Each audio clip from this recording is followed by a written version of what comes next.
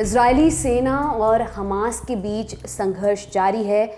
Hamas द्वारा 7 अक्टूबर को अचानक किए गए हमले के जवाब में इजरायल की तरफ से गाजा में लगातार रॉकेट्स दागे जा रहे हैं। इसी बीच मीडिया रिपोर्ट्स में बताया जा रहा है कि इजरायली सेना ने हमास से गाजा बॉर्डर के क्षेत्रों का कंट्रोल वापस ले लिया है। दरअसल इजरायल पर हमला करने के दौरान हमास के चरमपंथियों ने बॉर्डर पर मौजूद बाड़ के कुछ हिस्सों को उखाड़ दिया था। हालांकि इजरायली डिफेंस फोर्स के प्रवक्ता रियर एडमिरल डैनियल हगारी ने दावा किया कि एक भी हमास चरमपंथी बाड़ के रास्ते से देश में नहीं घुसा। वहीं दोनों तरफ से इस जंग में मरने वाले लोगों की संख्या लगातार बढ़ती जा रही है। अब तक इस लड़ाई में करीब 2100 लोगों की मौत हो चुकी है। इजरायल में हुए हमलों में जहां 1200 लोग मारे गए, वहीं इजरायल की तरफ से जवाबी कार्रवाई में गाजा में 900 लोगों की मौत हुई। इससे पहले इजरायली प्रधानमंत्री बेंजामिन नेतन्याहू का 10 अक्टूबर को एक बयान सामने आया था।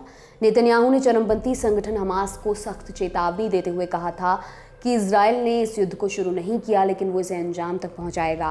नेतन्याहू ने कहा कि हमास ने इजरायल पर हमला करके ऐतिहासिक गलती की है। इजरायल इसकी ऐसी कीमत वसूलेगा जिसे हमास और इजरायल के अन्य दुश्मनों की कई पीढ़ियां दशकों तक याद रखेंगी। वहीं इजरायल हमास युद्ध के दौरान 10 अक्टूबर को इजरायल की सेना ने गाजा पट्टी पर लगातार बमबारी की। इस बमबारी ने गाजा पट्टी में भारी तबाही मचाई है। इसमें हमास के 475 रॉकेट सिस्टम और 73 कमांड सेंटर्स भी ध्वस्त हो गए हैं। ये इजरायल का दावा है। इजरायल की मीडिया का दावा ये भी है कि उसकी सीमा में घुसे 1500 हमास के आतंकियों को ढेर कर दिया गया है। इजरायल के टीवी चैनल 13 न्यूज़ ने बताया कि इजरायली क्षेत्र में आतंकवादियों के लगभग 1500 शव बिखरे पड़े हैं। उधर अमेरिकी राष्ट्रपति जो बाइडेन ने इजरायली प्रधानमंत्री बेंजामिन नेतन्याहू से बात की। फ़ोन पर हुई इस बातचीत में बाइडेन ने कहा कि अमेरिका इस जंग में इजरायल के साथ है।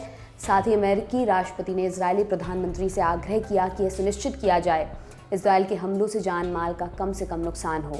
अंतर्राष्ट्रीय न्यूज़ एजेंसी रॉयटर्स के मुताबिक अमेरिका के राष्ट्रीय सुरक्षा सलाहकार जेक सुलिवन ने इस बात की जानकारी दी है। सुलिवन के मुताबिक गाजा के आम लोगों को सुरक्षित बाहर निकालने के लिए अमेरिका इजरायल और मिस्र के साथ बात कर रहा है। वहीं अमेरिकी राष्ट्रपति जो बाइडेन ने प्रेस कॉन्फ्रेंस कर कहा कि इजरायल को हमले का जवाब देने का अधिकार है। उन्होंने कहा, हम यानी कि यूएस इजरायल के साथ खड़े हैं।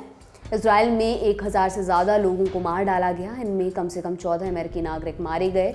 यह आतंकवाद है, लेकिन दुख की बात है कि यहूदी लोगों के लिए कोई नई बात नहीं है। बहुत से परिवार अपनों के शवों का इंतजार कर रहे हैं। इजरायल में बड़े स्तर पर मानवाधिकारों का उल्लंघन हुआ है। दुनिया के हर देश की तरह इजरायल को भी आतंकी हमले के खिलाफ जवाब देने का अधिकार है। बाइडेन ने आगे कहा, मैंने इजरायल के पीएम बेंजामिन नेतन्याहू से फ़ोन पर बात की है। हमारी प्रतिक्रिया तेज़ और ज़बरदस्त हो सकती है। हालांकि हम कानून के मुताबिक काम करेंगे। हम युद्ध नियमों का पालन करते हैं। हमास फ़लस्तीनी लोगों की आवाज़ नहीं है। इसका घोषित उद्देश्य यहूदी लोगों की हत्या और इजरायल राज्य का विनाश है। उसने फ़लस्तीनियों और नागरिकों को मानव ढाल के रूप में इस्तेमाल किया। इसके साथ ही बाइडेन ने कहा कि बंधक बनाए गए अमेरिकी नागरिकों को छुड़ाना उनकी प्राथमिकता है। उन्होंने कहा, हम जानते हैं कि हमास की तरफ से बंधक बनाए गए लोगों में अमेरिकी नागरिक भी शामिल हैं। हम उनके ठिकाने के बारे में अधिक जानकारी हासिल करने के लिए इजरायली अधिकारियों के साथ काम कर रहे हैं। राष्ट्रपति के तौर पर दुनिया भर में बंधक बनाए गए अमेरिकियों की सुरक्षा से बढ़कर मेरी कोई प्राथमिकता नहीं है। बाइडेन के इस बयान के बाद ऐसा माना जा रहा है कि अपने नागरिकों को छुड़ाने के लिए अमेरिका हमास के खिलाफ सख्त कदम उठा सकता है। उधर 10 अक्टूबर को भारत के प्रधानमंत्री नरेंद्र मोदी के इजरायली पीएम बेंजामिन नेतन्याहू से फ़ोन पर बातचीत हुई। नेतन्याहू ने इजरायल की मौजूदा स्थिति के बारे में जानकारी दी। पीएम मोदी ने ट्वीट कर इस बातचीत के बारे में जानकारी साझा की। सोशल मीडिया प्लेटफॉर्म एक्स पर पीएम मोदी ने लिखा, मैं प्रधानमंत्री नेतन्याहू को उनके फ़ोन कॉल और मौजूदा स्थिति के बारे में जानकारी प्रदान करने के लिए धन्यवाद देता हूँ। भारत के लोग इस मुश्किल घड़ी में इजरायल के साथ मजबूती से खड़े हैं। इससे पहले जब 7 अक्टूबर को फ़लस्तीन के उग्रवादी संगठन हमास ने इजरायल पर हमला किया था, तब इसके तुरंत बाद प्रधानमंत्री नरेंद्र मोदी ने इजरायल के साथ एकजुटता दिखाई थी और कहा था कि वे इस कठिन समय में इजरायल के साथ खड़े हैं।